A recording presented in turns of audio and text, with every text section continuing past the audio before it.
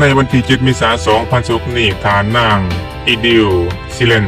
ผู้อำนวยการองค์การสุพรรณนิมิตรประจำสาขาและในรัฐประชาธิปไตยลาวพร้อมโดยคณะได้ลงเกินมาเยี่ยมยามและติดตามผลการจัดตั้งปฏิบัติโครงการช่วยเหลืออยู่ที่โรงเรียนประถมดอนบกเมืองสนามไส่แขวงอัตตปือโดยการให้เกียรติเขาร่วมติดตามของทานลือไส่เวียงประจันห้องประธานคณะกรรมการปกครองเมืองสนามไส่พร้อมโดยภาคส่วนที่เกี่ยวข้องเขาร่วมในโอกาสดังกล่าวทานจันทาวงศ์ม่วนเจริญผู้อำนวยการโรงเรียนประถมดอนบกได้รายงานย่อเกี่ยวกับสภาพรวมของโรงเรียนซึ่งเป็นโรงเรียนที่ขึ้นกับของการศึกษาธิการและกีฬาเมืองสำหรับโรงเรียน 2025-2026 นี้มีนักเรียนเขาตัวจริงทั้งหมด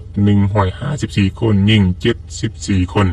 ซึ่งอัตราการเขาเรียนต้นปีเมนปฏิบัติได้หอยสน้อยและมีครูอาจารย์ชิดสอนทั้งหมด5 คนยิ่ง3 คนผลได้รับจากการช่วยเหลือขององค์การสุพรรณนิมิตรซึ่งทางเรียนได้รับการก่อสร้างและสนองสิ่งอำนวยความสะดวกหลายด้านเป็นต้นแมนอ่างล้างมือและห้องน้ำบ่อเล่นของเด็กน้อยระบบน้ำบาดาลตะนางเล็กกันขโมยสำหรับห้องการอุปกรณ์ด้านสุขอนามัยและอุปกรณ์การเรียนการสอนที่หลากหลายสำหรับครูและนักเรียนภายหลังได้รับการช่วยเหลือทางเรียนได้เอาใจใส่คุ้มครองสมใส่อย่างเป็นปกติและผู้พักษาเป็นอย่างดีโดยได้มีการแบ่งความไปสอบให้ครูอาจารย์และนักเรียนแต่ละห้องได้พัดเปลี่ยนกันเฮ็ดอนามัยในแต่ละอาทิตย์